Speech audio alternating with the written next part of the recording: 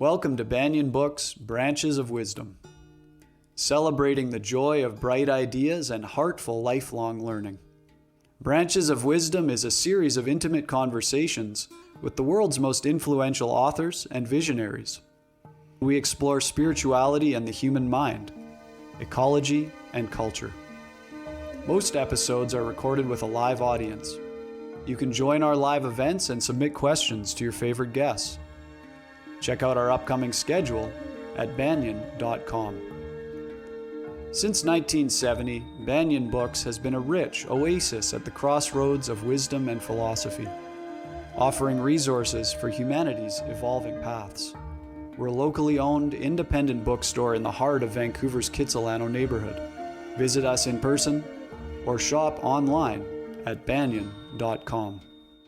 Please subscribe, follow, like, and leave your reviews for the podcast. And now, enjoy.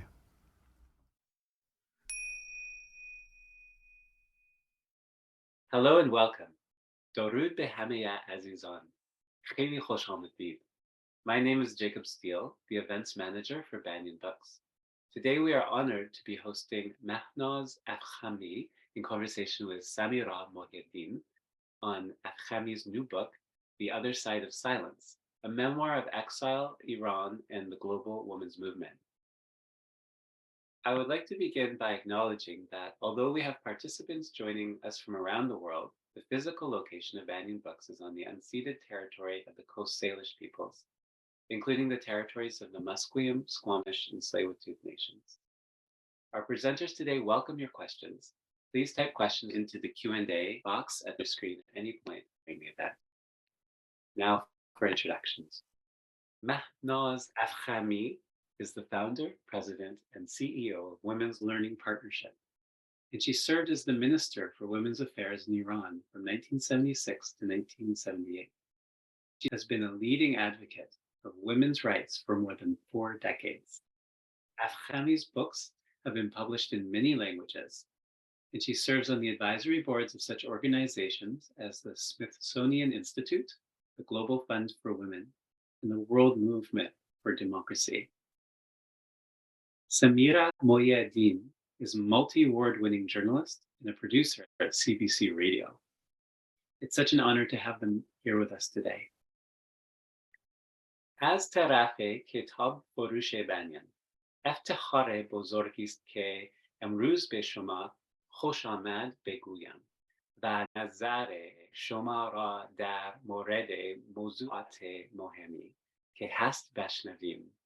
Please welcome Mahnaz Afkhami and Samira Mohyeddin.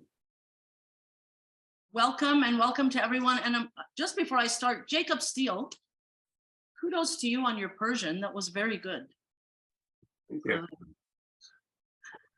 Mahnaz, thank you so much for writing this book. Thank you so much for being with us today. And thank you to everyone else out there who is watching and listening. I just want to start by really asking you, how are you doing? Because it's been a whirlwind of 4 months for the Iranian diaspora. And I just want to start by asking you how you're doing. How are you holding up with all the news that's being bombarded at us daily from Iran? Well, it's been, Samira Jan, it's been both extraordinarily encouraging and cheerful, in the sense that quite unexpectedly, the very first revolution by women, supported by men, came from Iran, a country where for the last 40-some years, women have been almost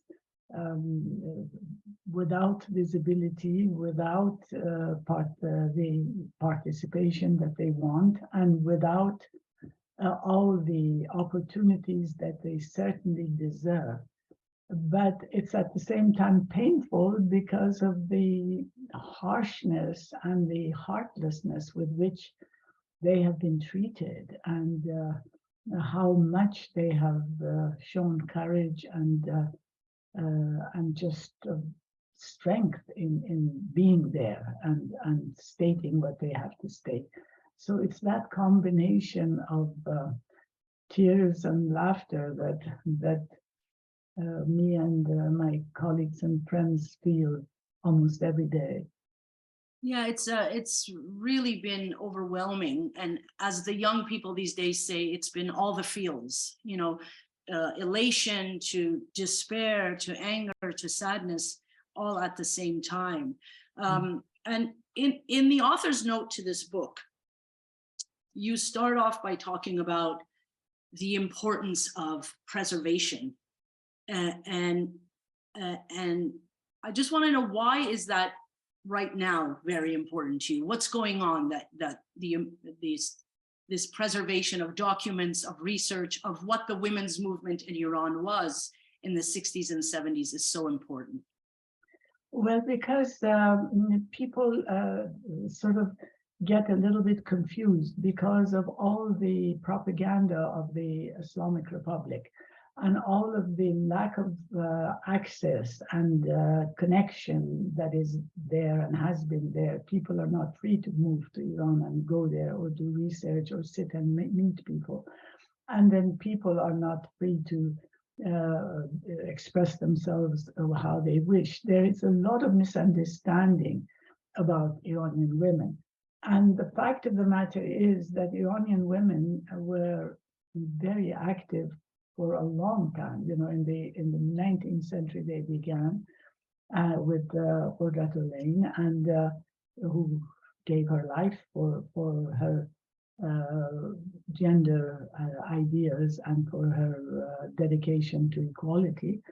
And later as well, you know, with the various stages of development, because Iran was a very underdeveloped country at the beginning of the 20th century. There was hardly schooling for girls at all. There was no decent transportation. There was no legislative history. There was no courts or banks or any of the things that we have gotten used to.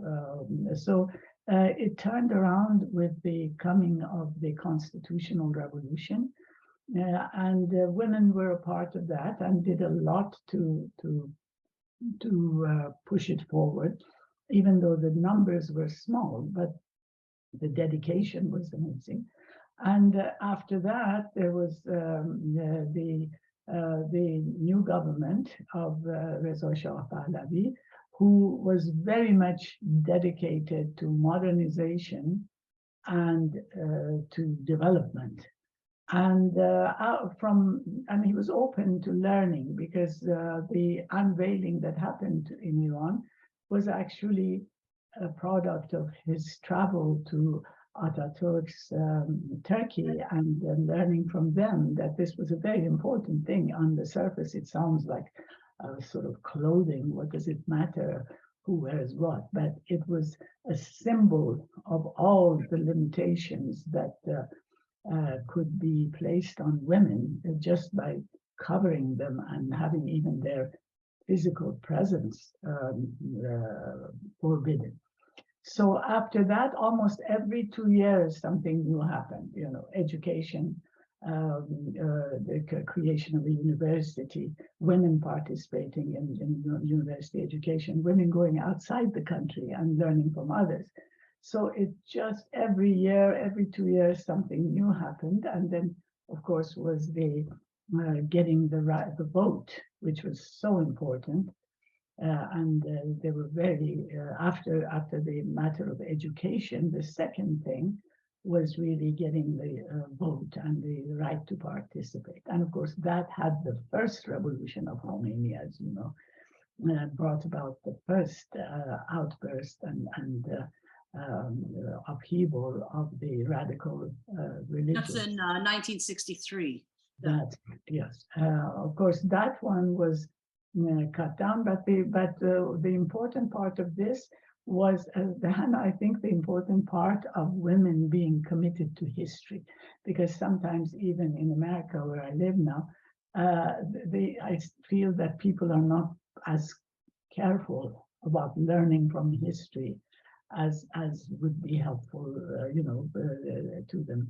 And so the Khomeini revolution did exactly what he was going to say. He got to say later with the 1957, 1979 revolution. And so he was saying that women should be in the home, that women should not vote, that being dressed normally without full coverage is like prostitution.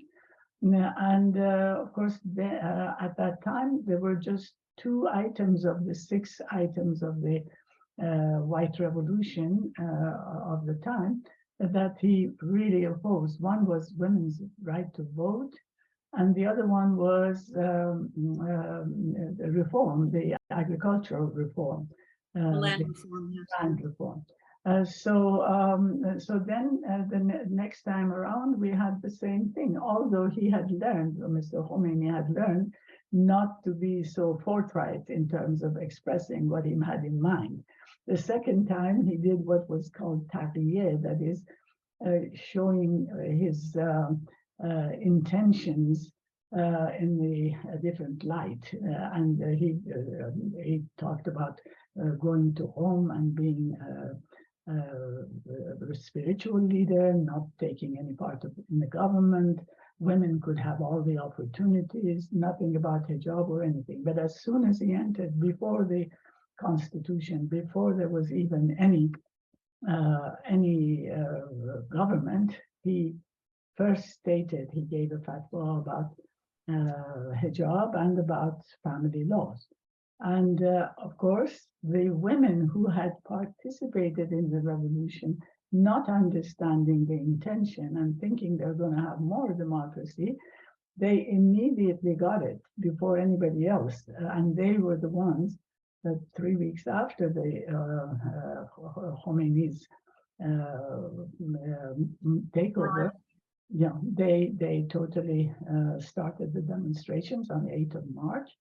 And of course, they were completely shut down and hurt and beaten and violently approached. And so they couldn't do much, but they were the first to understand the mistake they had made. And you sort of outline all of this in the book. It sort of weaves in and out this whole history of the women. And I want to get to the significance of that cloth, which we are seeing, young girls in the streets in Iran waving and burning at times. And just with the caveat that in 36, when Reza Shah did do the unveiling, it was a forced unveiling of women, but that changed over time. And so if I could start just by talking, I mean, you went through why it's important, this preservation, to almost write the history of what actually happened through the use of memoir. And you start the memoir with these 2 women, your 2 grandmothers. One you call an aristocrat, one you call a rebel. I mean, they seem to be sort of very opposites, but it seems like they've both influenced you in a lot of ways. How are they important to your life? Oh, well, my aristocratic grandma was also a powerful woman. She run the farms and in essence, determined how the household would be taken care of, and the household meaning not just the everyday matters, but how the agricultural work was handled and all of that. So she was a powerful woman, but she thought that one had to sort of be diplomatic or have to be a little careful in how you step forward and what the consequences are. So she had that kind of attitude. My radical grandma was the first woman who suddenly decided that she wanted to be a Baha'i, and that's not an easy thing. at the time. This is almost 100 years ago, and then it was very unprecedented that someone from a family of Shiite Muslims that the Nafisis were, and she belonged to that. It was unprecedented. And what happened was that the family actually made her husband divorce her. And she was able to keep my mom, her child, when she promised that she would not encourage her to follow the faith. And she was the first entrepreneur in Kerman. And she spoke out and said whatever it was that she wanted to say. And she had a whole lot of young women whose life depended on her. So the two of them, one of them, the Baha'i one, sort of pushes me always to see beyond what is around the corner, to look forward a little bit further and to see the possibilities and to judge the possibilities. The grandma, who was the aristocrat, sort of pushes me a little bit to be a little careful when I'm dealing with people who are not exactly on the same page as I am. So the two have helped me a lot, because sometimes later when I was in the government, for instance, it would help to understand how diplomacy works, which was her forte. Yeah, I could tell that sometimes throughout the book, when you do become the Minister of Women's Affairs, sometimes the rebel comes out and sometimes the aristocrat is sitting on your shoulder saying, no, this isn't the right time. Keep quiet. And for those who don't know, Baha'i is a religious minority in Iran who are systemically persecuted in the country. They're not allowed any form of higher education. Their businesses are shut down. Their graves are desecrated, and the members of the faith are imprisoned. And so that has been happening throughout history, but more and more after the 1979 revolution. So if we can get back to the book, I don't want to give away too much that's in the book, but so you were talking that your parents' divorce. And at the age of 14, you moved to America to be with your mom. What was that like for you? Well, it was very shocking because all of a sudden I was sort of one long flight, and I was from one way of living into a completely different universe. And my mom, who had been the mistress of this household in my father's world, suddenly was living in a small apartment with an American friend. And the very idea of sitting in the kitchen and eating right there, and then having the friend who was supposedly my godmother, wonderful American girl, she started calling me Leah, and brought me something a gift, with a scarf around my neck. I still wear scarves all the time from that time, and within a few minutes, I had a different name, and I was wearing a red scarf and a white Angora sweater, and in this space, and I couldn't even recognize myself, I mean, as if it was an entirely different, identity within minutes, but it wasn't unpleasant. It was just completely shocking. While you're in the States, you meet your husband, you go to school, and you have your first job at a variety store. And this is where you have your sort of first experience with a union or standing up for your rights against a boss. And in the book, you write that sort of instance really helped you later on in your life when you returned to Iran. and are starting to organize and you know, whether it's in school or whether it's in your job. How did that experience in the US impact you? It really was a defining experience, because my colleague or my boss, Rose, Spanish American, who didn't like, as I say in the book, didn't like university students working part-time at all.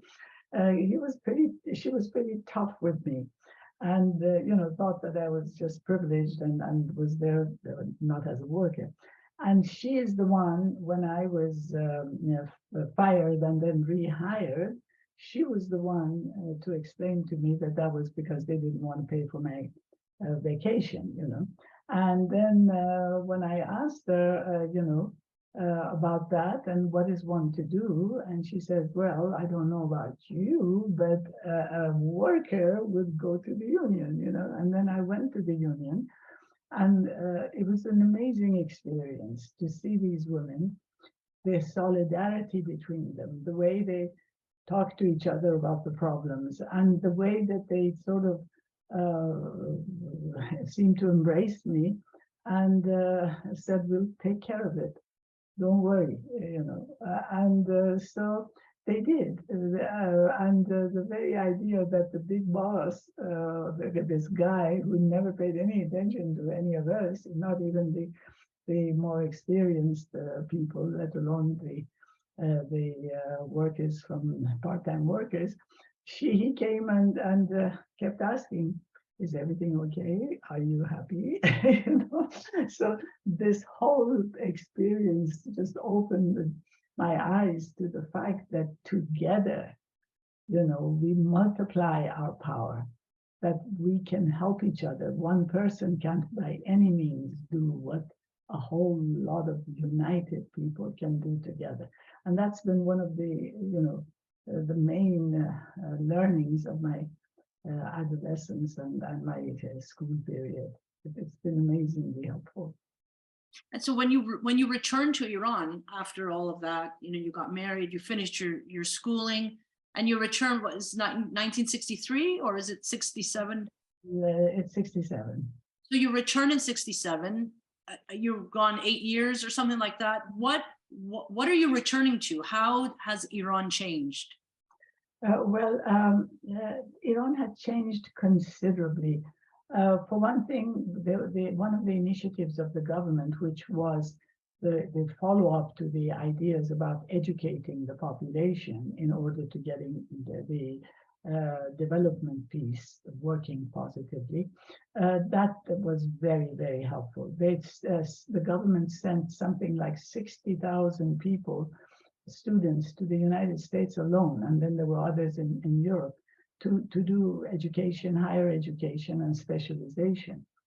And just in several years, you know, there was just this wealth of people who had seen other countries, the more developed countries, and they had studied there, and they had been, you know, pretty well educated in specific fields. So by the time I got back, you know, even the number of women who were trained and skilled, because before they kept saying there aren't any women who can take this or that job, be engineer or be an electrician or whatever. But when they came back, you know, every year there would be more women who could take up these places, and men too. So it was an extraordinary step, and I think Iran was the only country that did it in that way and to that extent. And that was just one of the areas, because the local universities also were being expanded and growing. But the outside experience was very helpful also. To the extent, I was just going to say, to the extent that when I think back to the people that worked with me in the cabinet, almost all of them had a very sophisticated higher education in one of the European countries, you know, and that helped a great deal. And so when you come back, you have your master's in hand, you start teaching, and you studied comparative literature. Yes, English literature, actually. Yeah, and so you're teaching English literature, and then you get offered a job. And so could you take us through that process and then what the job was at the Women's Organization of Iran? Yes. I started teaching, and that the teaching at the university students were also a very important part of my future work, because when we were reading stories, and stories are amazing, how people relate to and can see themselves in the roles of the characters.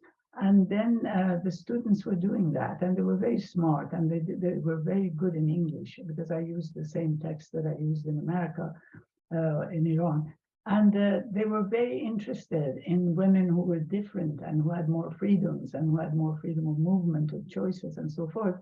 But at the same time, they taught me that what they would want would be these possibilities, but they don't want to give up everything about their traditions or culture or the way they relate within the family. A lot of those they want to keep, but have those liberties contextualized within their family relations and cultural context. So that was a huge learning experience. And I don't think any other possibility would have taught me that so well. And that's why storytelling has been one part of our work as we developed it later in the global movement, and not just the Iranian one. So that was a very helpful thing, teaching that. And again, just getting to the job, being offered the job of the Secretary General of the Women's Organization was an outcome of teaching English literature, because I was soon, after only a year and a half, I was the head of the department, because the head of our department left for America. He was an American, and I took his place. And so what Were you hesitant at all in taking on that role? I don't think so. That was my other grandma. It wasn't my careful grandma. It was my crazy grandma. Yeah, why not? And so coming out to me, no, I wasn't. But what I was hesitant was my lack of knowledge, because when actually Simindra Jolly, who was Secretary General, she was a professor of psychology at the same university. And I was driving to the university with her from a speech, and she told me, by the way, Princess Aisha is the head of the Iranian delegation at the UN, and what she wants to bring women into the foreign ministry. There just aren't any women, and she wants them to get to know this and so forth. So would you be willing to come to the UN General Assembly for that period? And I said, sure, why not? I would love that, Yes. And so there I met the princess, and learned a lot about how the UN works, how the diplomats work, how the different concerns of the government are presented, and so forth. And so following that, the princess, I think by accident actually, thought that I was, the one she wanted, because of her own presence, her own presence when I was giving a speech at the UN, because she had said that she wants the two women that she brought with herself to have a chance to present at one of the committees. And so I was doing that, and she came there to listen, and my speech was at the very end, And so she came to, after my speech, I got up and everybody got up to leave. And she came to, just say a kind word.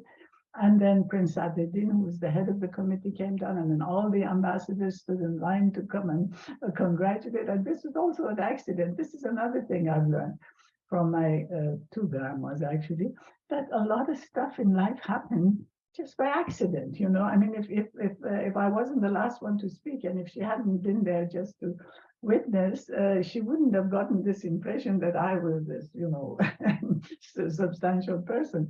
Yeah, my speech was nothing special, It was just the accident of this whole presentation that just really impacted her.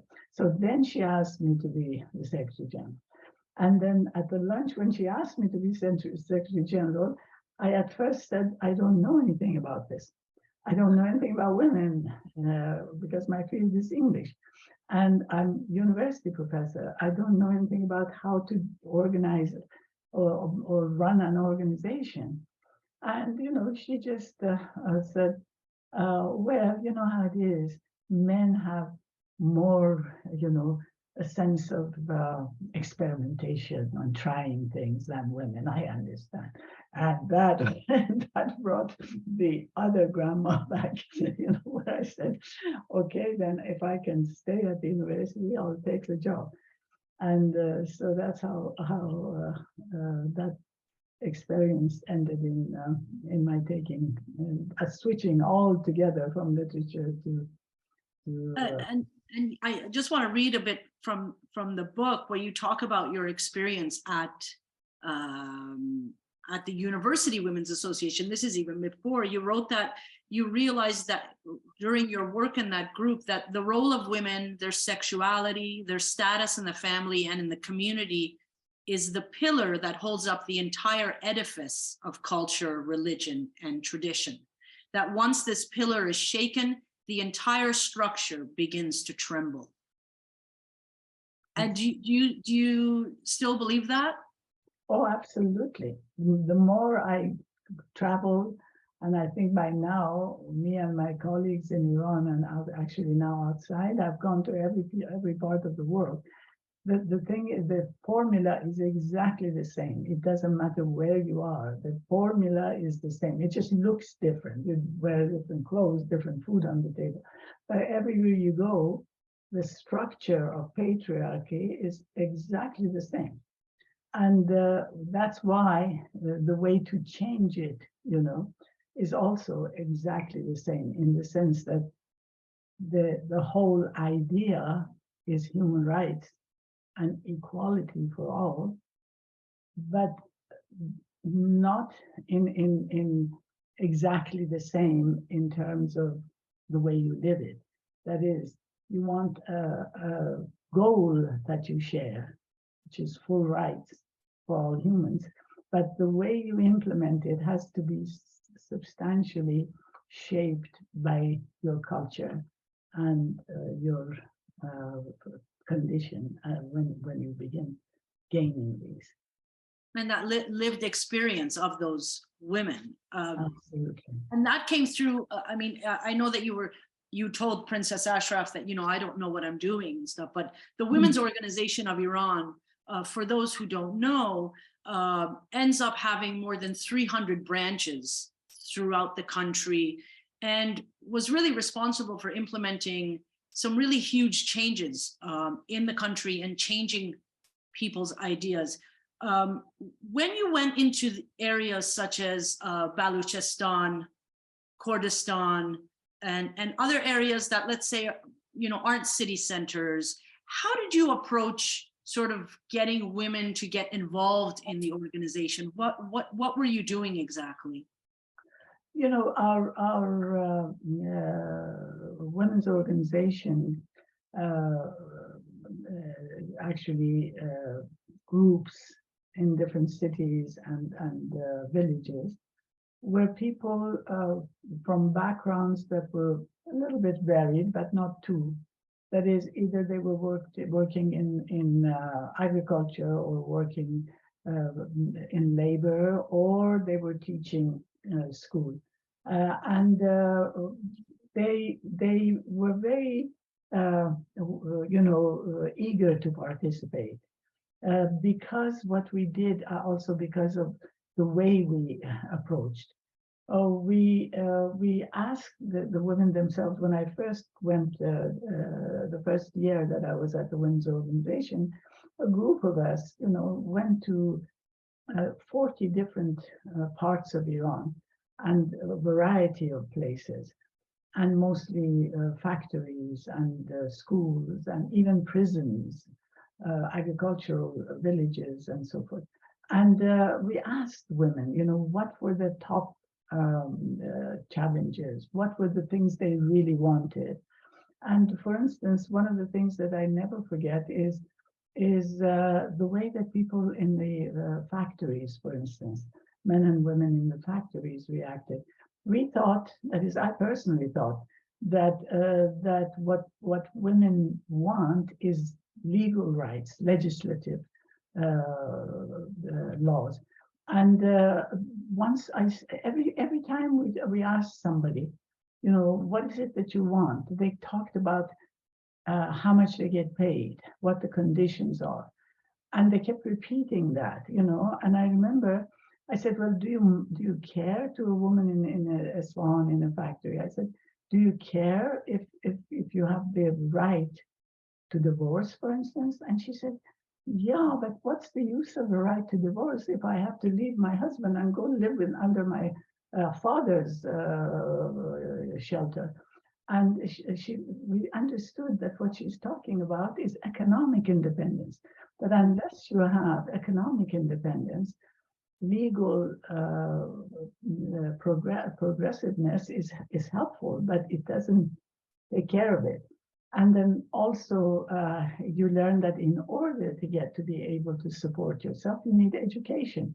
So these are all connected together. And that's why, for instance, at the branches, we had, for one thing, had the branches, the offices in some home or in some place in the middle of the least advantageous kind of circumstances, close to the poorest areas. And also what we had was services for women, because once we learned that they wanted to get an education or skills and learn to work, then they needed childcare centers. Then once they learned that, there would be little battles in the home and they needed legal advice, you know, so we had legal guidance for them. And these centers that developed in less advantaged parts of the cities and villages, they became so popular, you know. There was, the last year we were in Iran, there were 1 million people in 1 year that came to these centers. And of course, along with these services was also mobilization and learning about rights and what they can have and what they should have, you know. And so that mobilization was extraordinarily helpful. So as these sort of seismic shifts are happening in society in Iran in the 60s, 70s, and in women's lives, you are offered a position to become the Minister of Women's Affairs. This position didn't exist before. And so again, this is a new learning experience for you, sort of carving out something that didn't exist. And so how do you, again, approach this new ministry? Now, I have to tell people out there who are listening who may not know, there were only two at the time Minister of Women's Affairs in the entire world governments. It was Iran and France. So let's just set that stage and then tell us sort of how you went about really making a mandate for yourself, which didn't exist. Well, what happened was that we'd invited Françoise Giroud, who was the first Minister of Women, to come to Iran, as a matter of fact, just before, during the Women's Year, International Women's Year, following the Mexico conference. And we had a lot of things going on during that year. There were a seminar a month in every particular state. A seminar that ended in publications and on different topics. And we also had the first film festival for women. You know, just out of the blue, we just wrote to people who had made films and had festivals around the world. And they wrote back and said, yes, we're coming, we'll do it, and we had this beautiful festival, and Iranians love films, more than ordinary, And so there was a lot of visibility for the women's organization. And then we'd already done a lot at the conference in Mexico City. The princess was the head of the Iranian delegation, and also the head of the committee, the preparatory committee for the conference. So we had a lot of stuff in we wrote the draft that became the product of the first conference on women in Mexico City. So all of that gave a lot of visibility and so forth. But nevertheless, the morning when the prime minister called and said, the position of women is very important and we want to have a minister of women, I was just sort of dumbfounded, I had no idea that, that I'm going to be that, And so I just sort of, couldn't answer him right away. But apparently there was no, not apparently, actually I experienced that there was no system. There was nothing that described what a women's affairs minister is supposed to do. So that turned out to be very much to our advantage. Because whenever we thought of something that would be helpful, we would say, how about this, and they said, maybe that's what a woman's minister should do.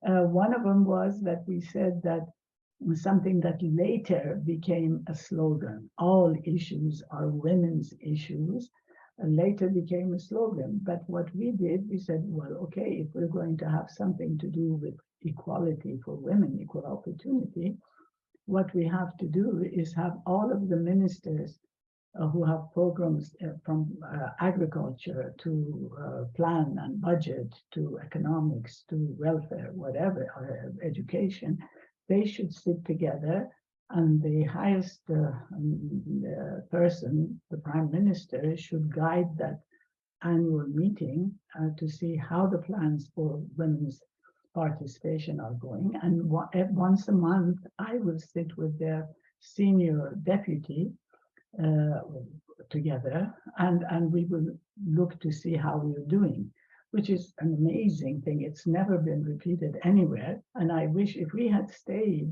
if our system had not fallen apart, some would say that's why it fell apart. It could also be, I don't know, maybe there was too much, but I don't believe that quite.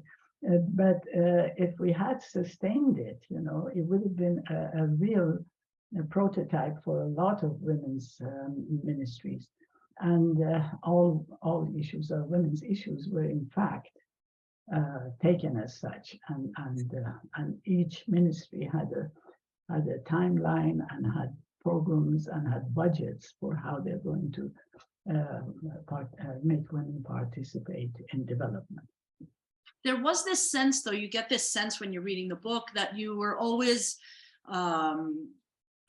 there was this sense that you shouldn't be poking the bear too much. And by the bear, I mean the religious clerics. And everyone seemed to sort of participate in that. They were always the elephant in the room. How do you go about trying to make changes while keeping the sort of religious right and very reactionary clerics in mind? How do you even go about doing that?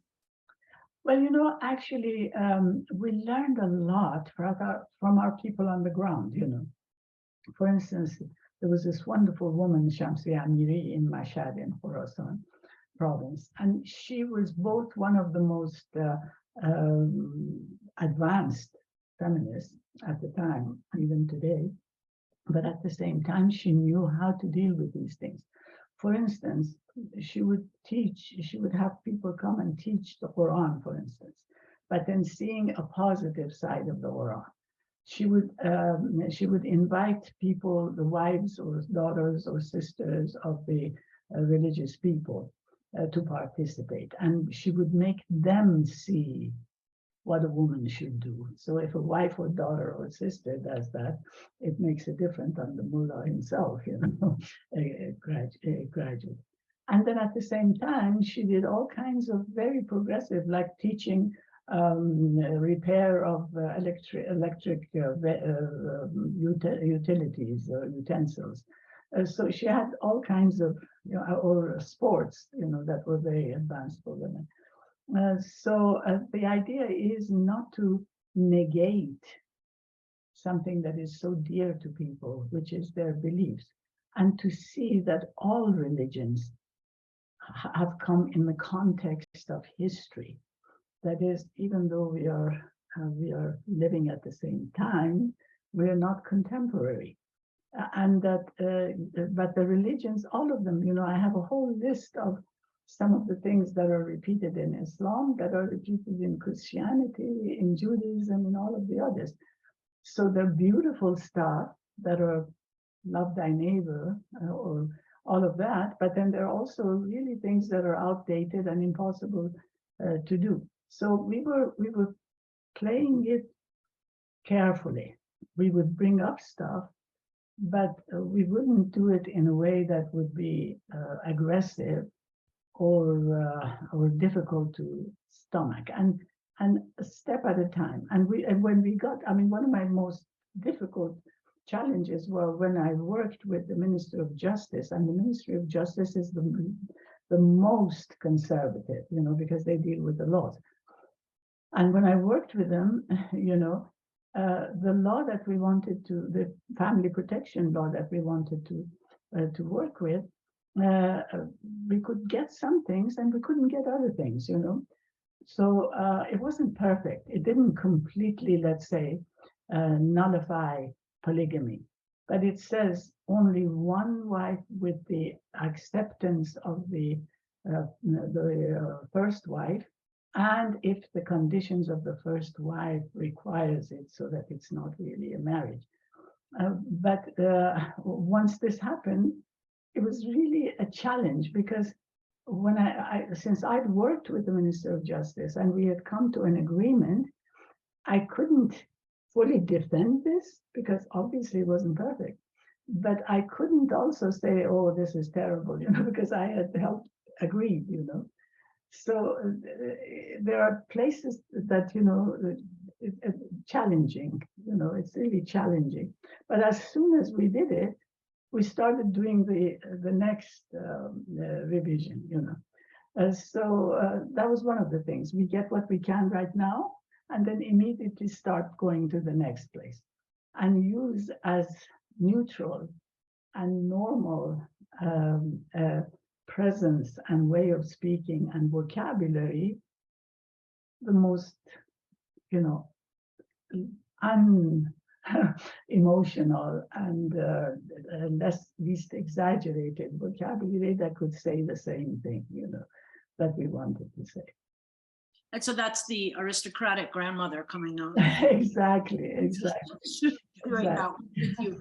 And so you talked a little bit just before about, if it hadn't broken down, and I guess by broken down, I guess you mean the revolution happening, where women in Iran would have been today.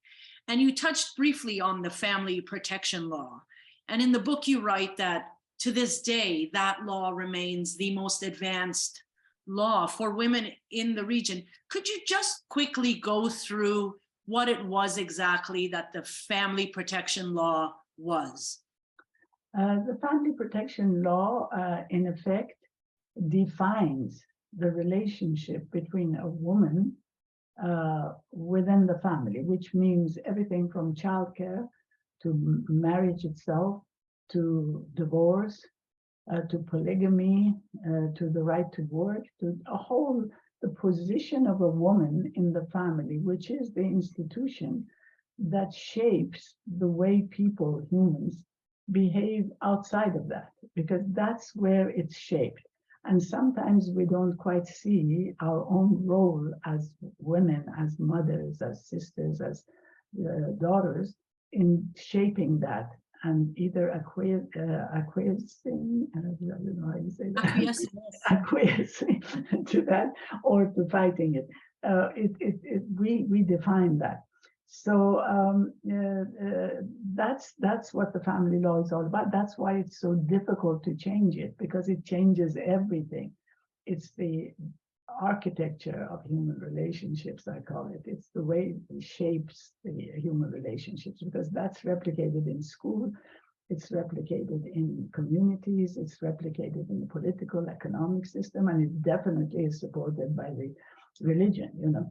So it's so difficult to change, because it, you know, actually defines everything in life. And it's the hardest thing to really change. But if you work with men, for one thing, first, you know, and if you let them know how, of course, you know, the other thing that we did was we didn't keep thinking that we have to, you know, educate men or make them advocate directly with them so much, but learn ourselves what kind of thing do we want, you know, and why do we want it? And first educate ourselves so that we would not be patriarchal to begin with in our own behavior, telling our little girls that you must wear pink and girls, you know, shouldn't do this or that, or tell our boys you can't cry, or boys don't cry, or be tough, or whatever. I mean, just simple things like that to the more complicated things. So we should educate ourselves first to see what kind of world do we want, what kind of relationships, and then try to communicate with the men. And that's what the Iranians now have done, you know. The Iranians in Iran, the young girls, they really have come out to start this, but they have brought the men in with them, not as, you know, antagonists, but as supporters. And that started with the 1 million signatures campaign. And we have had the inside-outside communication with our friends in Iran all along in these last 2 decades, especially, and watched them, you know, create these situations and create these collaborations, which has been fantastic. And I think that's why it's such a fantastic model globally, you know, for the women's movement. Just to give a background for people, the 1 million signatures campaign was a campaign launched in the early 2000s by women's rights activists in Iran. It was also part of the Stop Stoning campaign. And you touched briefly on this insider outsider. You know, you went into exile, and you tell that story in the book about getting this phone call telling you not to come back, and about the arrest and hanging of Farrokh Parsa, who people can read about in the book. But it was important for you, why, to keep that connection with women in Iran? Why was it important for you? Well, for one thing, because I had such a connection with the country, you know. I mean, even though I've lived most of my life in the United States, either as a student or working in exile, but there is, us Iranians, you know, have this real connection with Iranian culture and Iranian country, you know. That is one of it. And the other is that I had seen what they were doing and how carefully and how in what interesting ways they had brought about these extraordinary, unequal situations for women in Iran. The way we were at the end of the period when the revolution happened is really not replicated in very many places, especially not in the global South. So that's why I wanted to use that experience, that knowledge, that wisdom that has been created in that country, and be able to help them regain it, and also to use it for the global movement. That's what Women's Learning Partnership is all about sharing knowledge, about learning about learning from each other, about dialogue, about participatory leadership. And so I thought that that was a perfect model for experience that we've had to use that globally as well, and inside outside, because as we see in Afghanistan, as we see in Iran, as we probably unfortunately will see in other countries, even open countries become closed. And once they become closed, you really have to have ways of helping the women inside, or the men inside, both of them, to open up, to be able to get information and to get to pass on information. And one of our lucky breaks has been the social media. It's been used badly also, but the social media makes this possible, makes learning possible. And that's why we have a whole new program on inside, outside, and open and closed societies.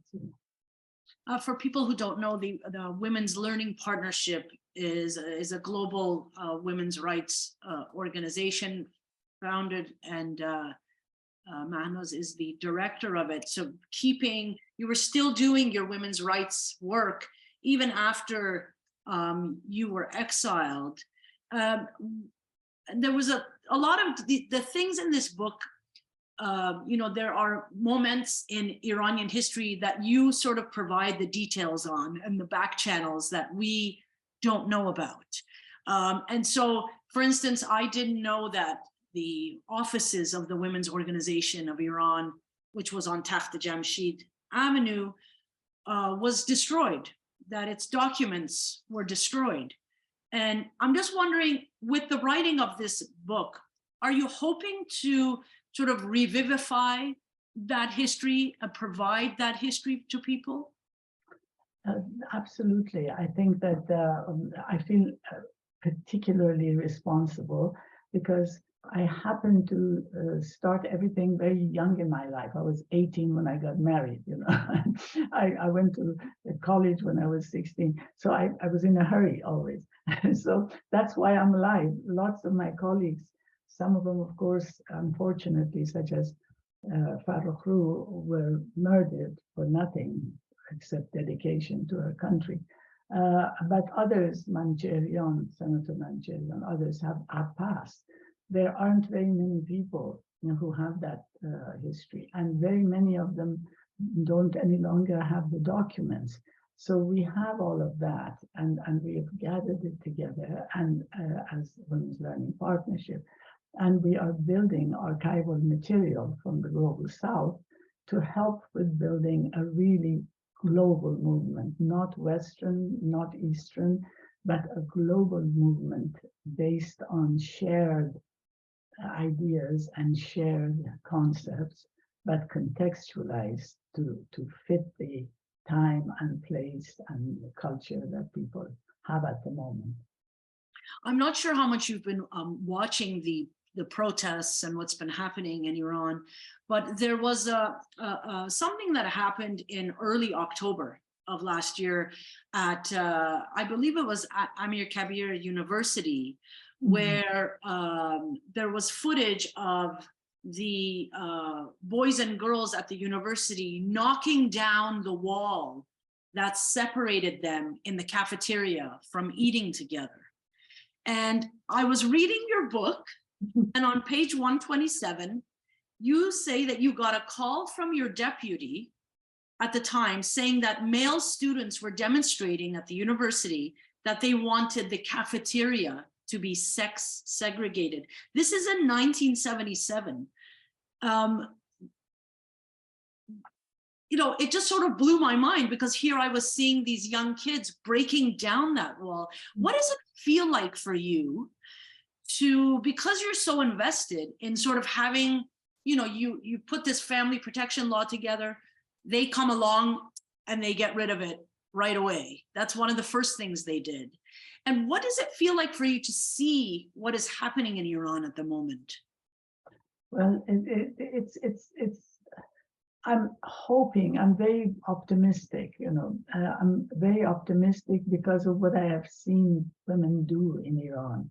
throughout the years, what I've read about them and what I've witnessed myself, And I think that I'm not surprised so much that the global women's movement will be initiated by Iranian women. This should have been done in 1957.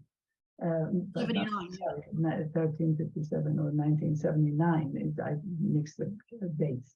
1979, it should have started then because we were ready. We had done the experiments. We had found the way together with not only with Iranian women, but we traveled to Soviet Union, to China, to India, to Iraq. We learned from everybody.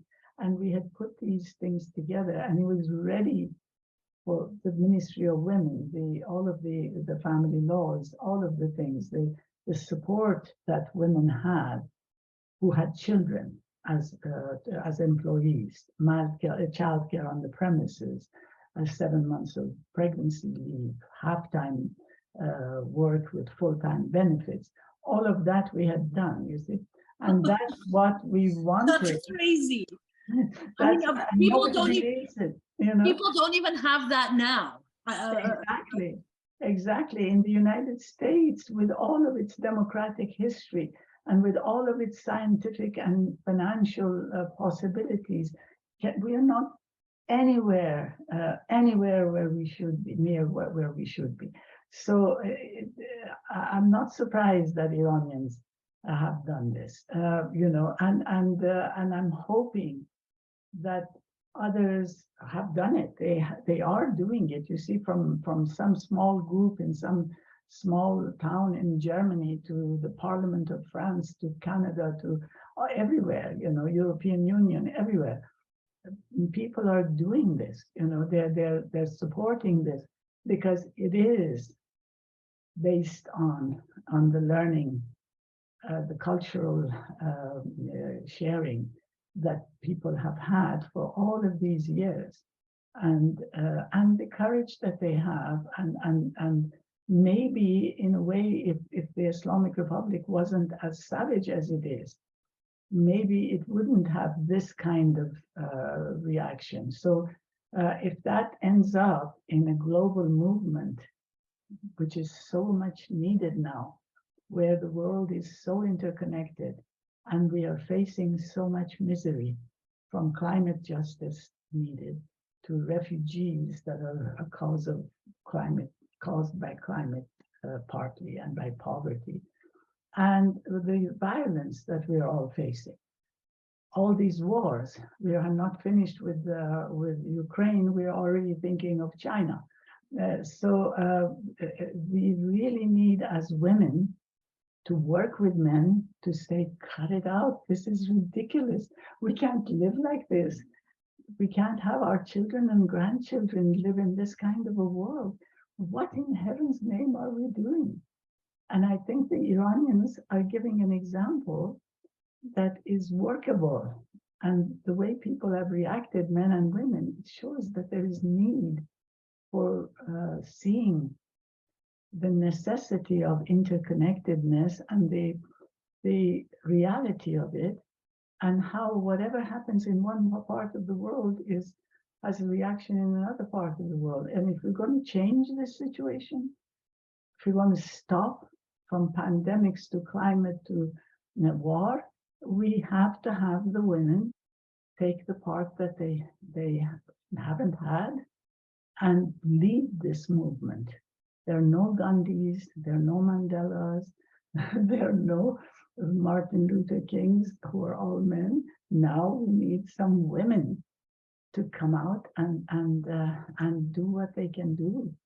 But that needs a movement. Why do you think, and this is a pretty broad question, but there's a lot of criticism about the changes and the laws and the rights that happened in the 60s and 70s. The criticism being that they were fake, they were just cosmetic, they weren't real. And there's a real vilification by some of the women's organization of Iran. Why do you think that is? Where does that come from? Well, part of it was, part of it was the change that is a huge change. it's a very difficult, complicated, and infrastructural change. That change is always hard for a lot of people.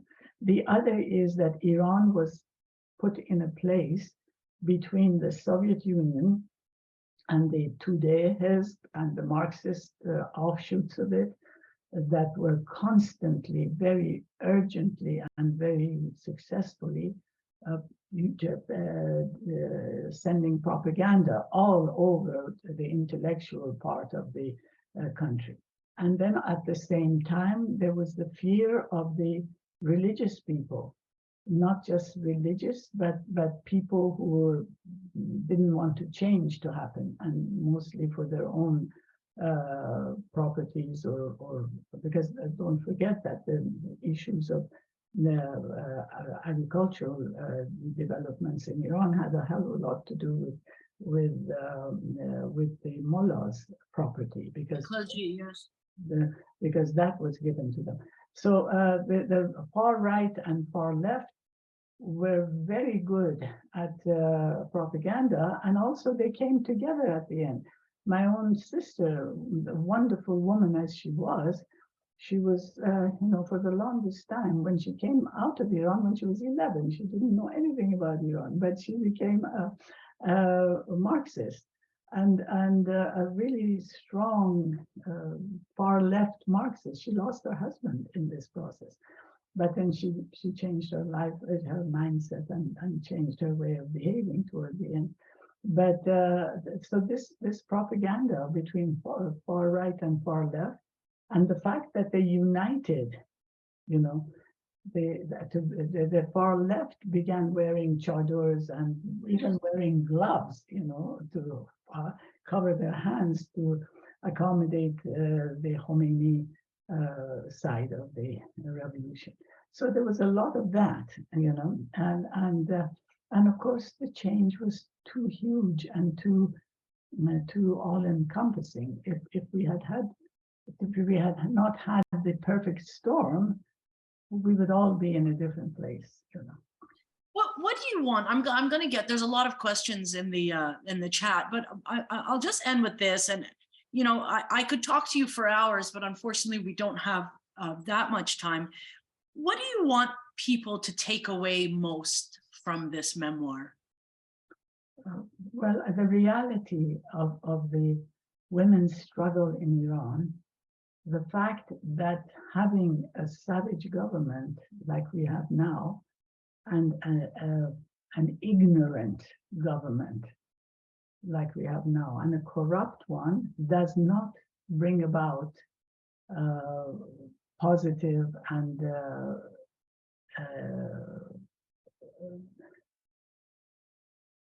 positive reactions and great ideas. This is what has happened in the past, it's history. I'm just going to go through some of these questions. Let's see.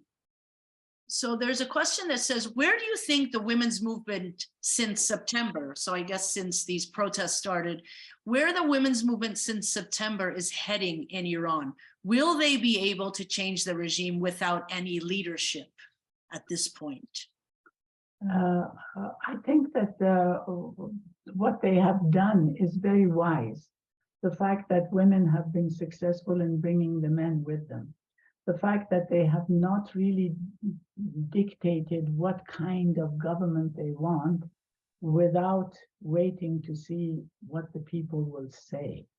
What they're saying is the conceptual woman life liberty. No one objects to that. If you keep that, the holistic wish that you have for human rights generally, and then work together to create a situation where people will be able to express both their wisdom and their wishes in forming a government, then it will be possible. So the thing that is very important is to keep the visibility of these young women and men, and to keep their possibility of continuing their efforts, because it is not easy in the face of violence and all the threats that they face. It's not easy to continue unless the world does what it's doing. So we really have to make sure that we make that apparent all the time. There's a question from Roya. She says, what are the top 3 demands of Iranians inside Iran that you that you would think is most important to address, to preserve justice and freedom in the next decade to come?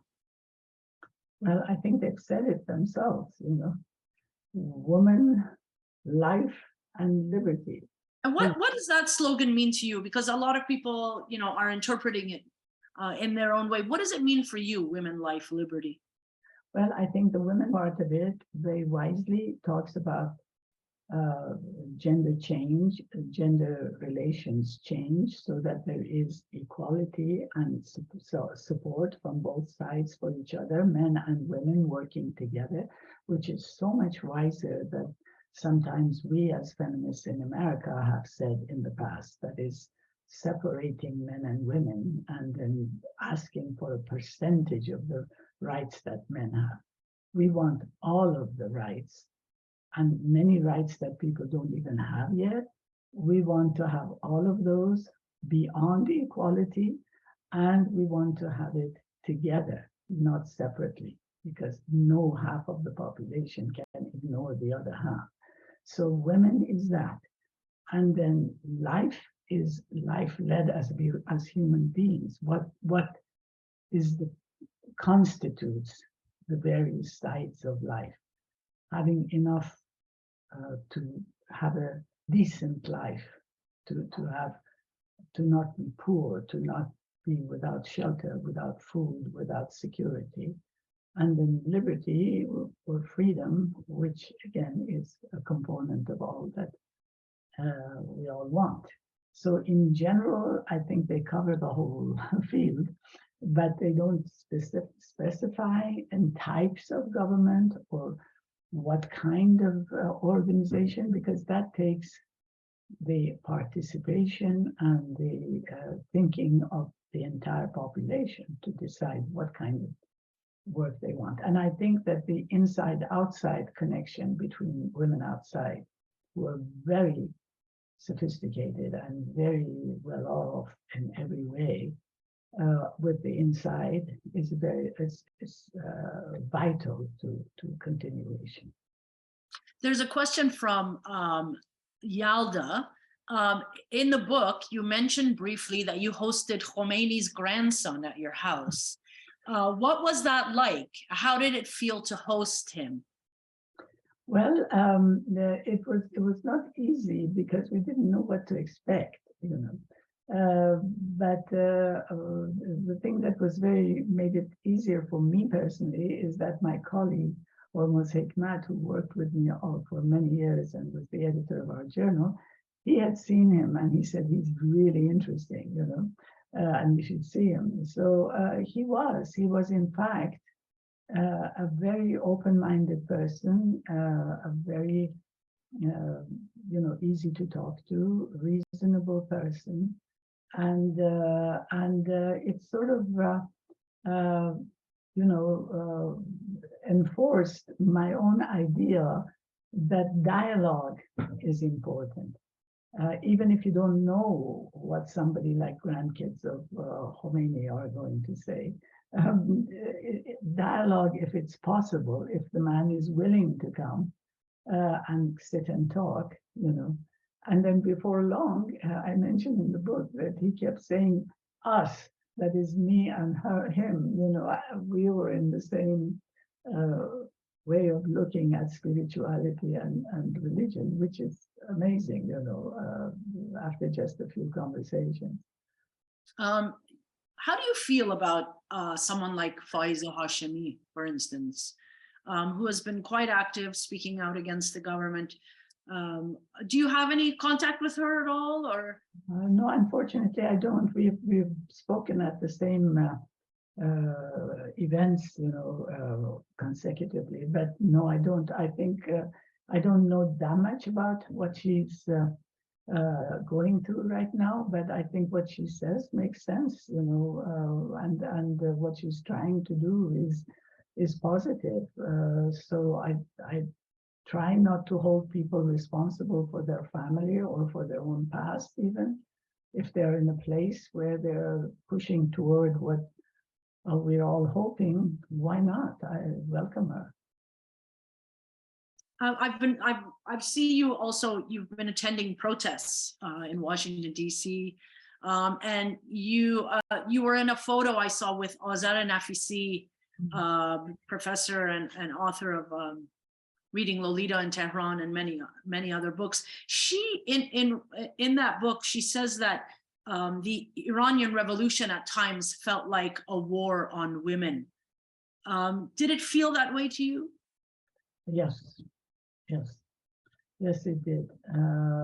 Because one thing that it seemed both the far left and the far right had the unified vision of was the place of women. They didn't express it the same, but I think that the far left sometimes takes for granted, if they have Marxist governments or whatever, automatically some kind of equality comes about. And by that, they usually did in their organizations, they really did not give leadership to women. They did not have the respect that one expects, for women. But the radical right also is the same. Unfortunately, though, I must say something that is going to be, I'm going to really have to deal with in the future. It's my Baha'i grandma in me. But we as feminists have done that too, you see. We as feminists have backed up slogans like defund the police, for instance, or Me Too, which in essence, the idea is right. The idea, of course, everybody follows, both the racial equality and also a police that is more responsible. But how you say it makes a lot of difference. As feminists, we have somehow shunned men sometimes, or said things like, for instance, if women have been hurt, they have been put under horrific circumstances at times. They have been, we all know how some women, or a lot of women, have been treated. But we don't want to replicate that against the other half of the population. If we have a cause, we have to be heard, and justice has to come about. But justice has a process. It's not because I say so. See, because anybody can say so about anybody and ruin that person, and they have done it to women. We don't want to replicate that about men.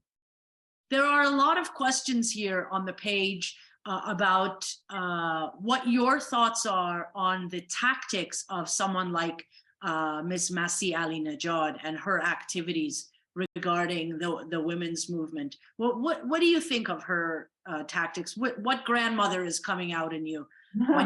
When you think about that? I think Masih is doing a good job. She has brought a lot of attention. She has a lot of courage, and she is a person who's comfortable in public, and can bring ideas to the public, and so I mean, she should not be expected to have the kind of input that perhaps some other person could very well bring about. But we need all sorts of courageous people with all sorts of talents to make this holistic global movement possible. So Masih has had an important role in bringing interest when there wasn't so much interest, and she's courageous, and she speaks out of what she feels. We might not match that or agree with all of it, but we have to use the talents of our people to the utmost. There's also a lot of people asking how they can get in touch with you. There's a lot of people asking how they can get in touch with you. How can someone reach out to you if they want to? Oh well, if they would send an email, I would.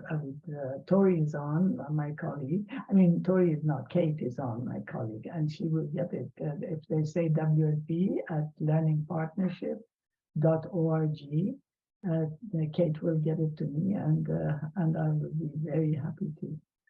So they can reach out to you through your organization, the Women's Learning Partnership. Although almost everyone who even wants to get in touch with me, I'm sure I would love to get in touch with, but there might be some who don't, and I get very hurt very quickly. So let Kate intervene and get me the ones that I should see. Okay, I don't want to take up any more of your time. Let's do one more question. We went through that one. There's a question from a gentleman named Behdad.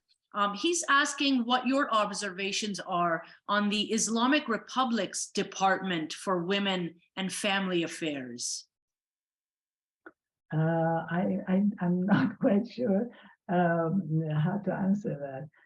Because we know from what the Islamic Republic's view of women is, and how strict they are in limiting any change, even child marriage, even any of that. I wouldn't unfortunately, have nothing positive to say about that. We should point out too that part of that family protection law was having the marriage age raised to 18 for girls, which the Islamic revolutionaries, when they came to power, lowered to 9, and which now sets at 13.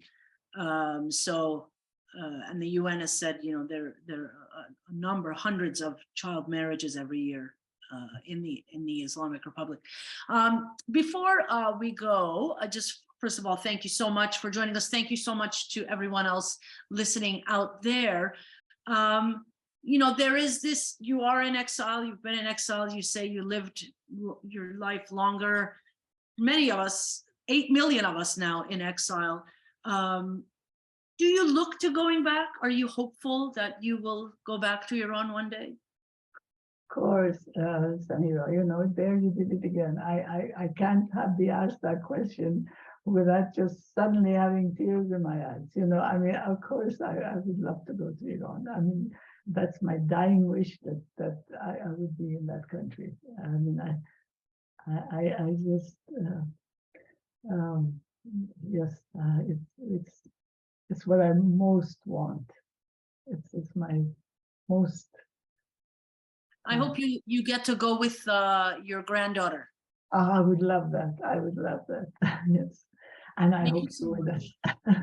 Really, Mamnoon. Thank you so much. Thank you. Thank you. As a representative of Banyen Books, I would like to thank all of you for coming out today. And especially, I'd like to thank our honored presenters.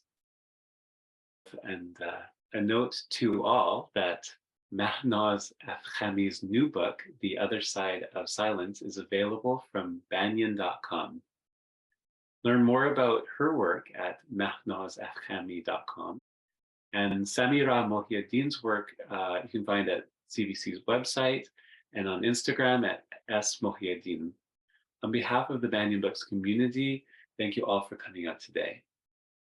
از همه شما عزیزان سپاس گذارم که امروز در اینجا حضور داشتید. Thank you both, and till next time. خداحافظ. Bye.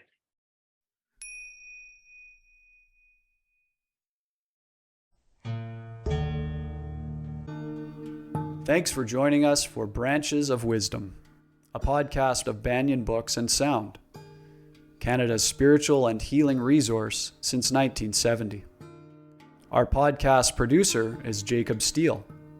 The show is edited by Abdo Habani. Watch all our conversations on YouTube by searching for Banyen Books, or listen on your favorite podcast platform. Please subscribe, follow, like, and leave your reviews and comments. We love to hear from you. For all our live events, books, and more, visit us at banyen.com.